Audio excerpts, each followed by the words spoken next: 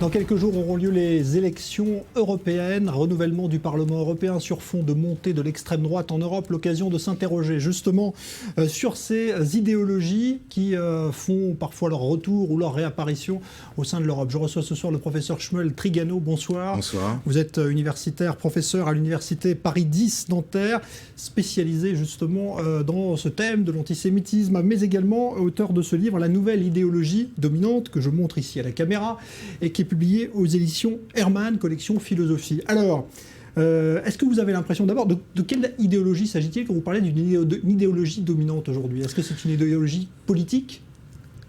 Elle a de grandes ambitions culturelles, politiques, historiques. Elle est née en France dans les années 60-70, a émigré sur les campus américains et de là s'est étendue dans tous les pays démocratiques. Eh bien, elle accompagne, on pourrait dire, le processus d'unification européenne, dans la mesure où l'Union européenne apparaît pour les tenants de cette pensée comme étant le paradigme, le modèle essentiel de ce que vers quoi la démocratie devait tendre.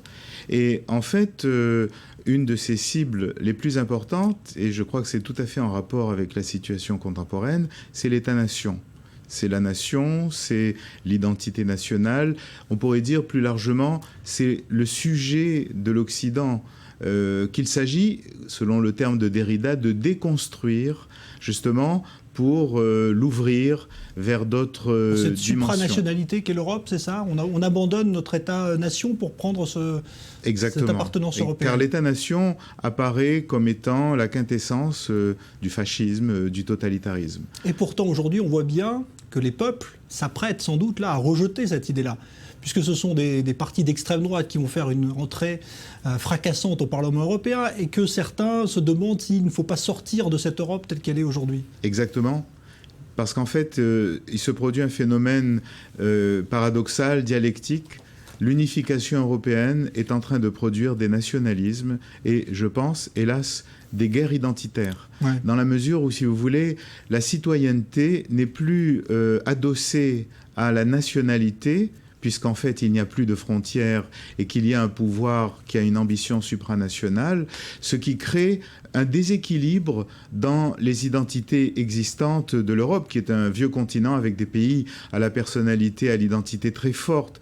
Et je crois que la France est un cas par excellence, dans la mesure où la France est un pays de culture centraliste. Dès le moment, il suffit d'entendre les politiciens français aujourd'hui qui ironisent sur les envoyés du gouvernement français qui vont à Bruxelles quémander une rallonge pour arriver à l'équilibre budgétaire, etc. Ça n'est pas dans les mentalités françaises. Pas du tout. Ouais. On a le sentiment en France d'être dominé. Et dominé par qui?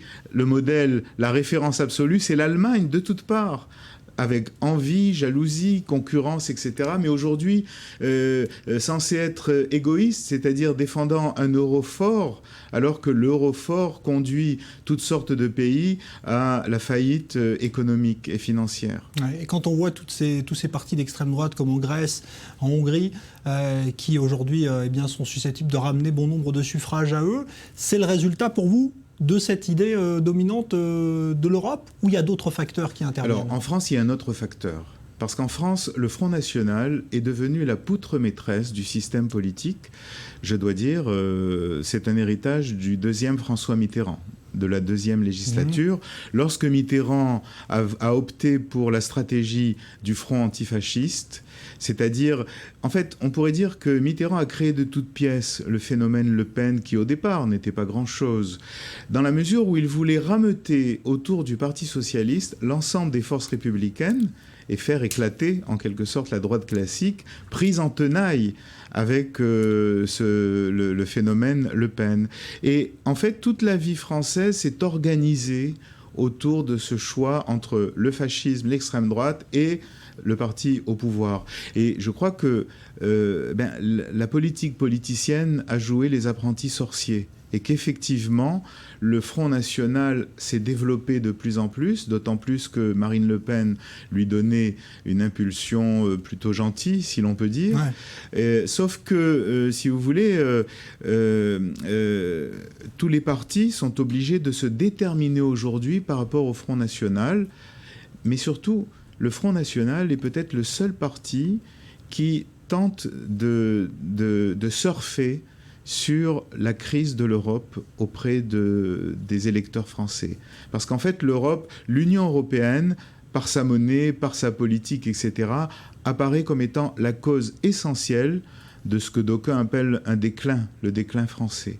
Et le Front National est le seul à cristalliser cette dimension-là contre tous les autres partis. Je pense que c'est ce qui fait les raisons, on pourrait dire, presque structurelles de la montée du Front National.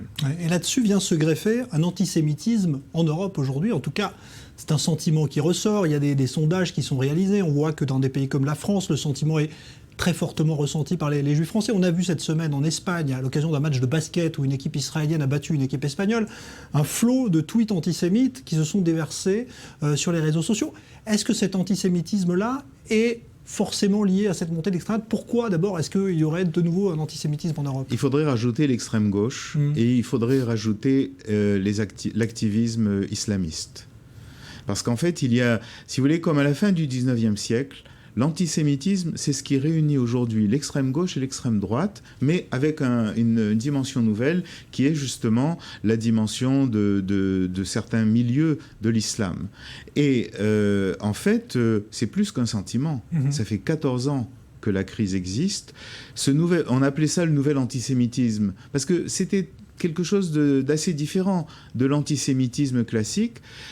Il y a une forme antisioniste, mais c'est exactement... En fait, il y a un calque de l'antisionisme sur l'antisémitisme avec des dimensions culturelles, philosophiques, psychologiques, intra-françaises, évidemment, propres à certains pays. Il y a une configuration nationale particulière. Mais je crois, personnellement, si vous voulez... Je crois que c'est en rapport avec le processus européen. Parce qu'en fait... C'est un mal typiquement européen pour vous, cet antisémitisme-là? Mais... Inscrit au fond de l'identité européenne, il y a la référence à l'Israël éternel, à l'Israël antique, si vous voulez. Et chaque fois, j'ai toute une théorie là-dessus, chaque fois que l'Europe se pose une question sur elle-même, ou se renouvelle, la question juive ressurgit à nouveau. Et je crois que nous y sommes. Seulement, il y a une grande différence, c'est que cette fois-ci, les Juifs sont un État souverain, notamment. C'est ce qui fait qu'Israël est la figure de proue de l'image du Juif. Et donc tout se cristallise, se réorganise en fonction de cette nouvelle donne absolument inédite. À tel point qu'on appelle ça le nouvel antisémitisme, parce qu'on ne sait pas comment le nommer. Et je dirais que sur ce front-là, l'extrême droite officielle institutionnelle garde un relatif silence. C'est plutôt l'extrême gauche, mais aussi les mouvements d'extrême droite qui ne sont pas organisés, qu'on trouve par exemple autour de Dieudonné, autour de Égalité, Réconciliation, d'Alain Soral, etc., qui conçoivent ce cocktail tout à fait étonnant de dimension islamiste, pro-islamiste, d'extrême gauche, de critique du capitalisme, d'extrême droite. Et il est clair que les Juifs sont dans le collimateur, je dirais, même s'ils n'existaient pas, d'une certaine façon, mais c'est justement Israël qui a le plus de présence sur la scène de l'histoire contemporaine. Quand vous entendez aujourd'hui parler de ces mouvements justement qui s'accélèrent, des migrations par exemple de France, de Juifs de France vers Israël, alors c'est peut-être pas toujours lié à ça, mais est-ce que pour vous, il y a un risque que les Juifs un jour quittent l'Europe? Ou est-ce qu'ils sont finalement ancrés Eh bien, je vous dirais que c'est l'opinion d'observateurs non juifs, effectivement. J'ai en tête le livre d'un philosophe français, Pierre Manant, dans un livre qui s'appelle « La raison des nations », qui statue sur ce constat que les Juifs s'en vont, quittent l'Europe, si vous voulez. Je crois que c'est une potentialité, effectivement, parce qu'en fait, si vous voulez, il y a eu beaucoup d'erreurs politiques qui ont été commises dans la gestion de ces événements antisémites, notamment au début des années 2000. Je me rappellerai toujours que durant 1 an à 2 ans, un silence total a régné sur 500 agressions antisémites. Et je pense que les Juifs se sont sentis abandonnés et ça a réveillé en eux d'anciennes angoisses. Merci beaucoup, professeur Shmuel Tregano. Je remonte votre livre, La nouvelle idéologie dominante. C'est publié chez Hermann. Vous étiez l'invité du En Direct ce soir. Merci. Merci. À vous.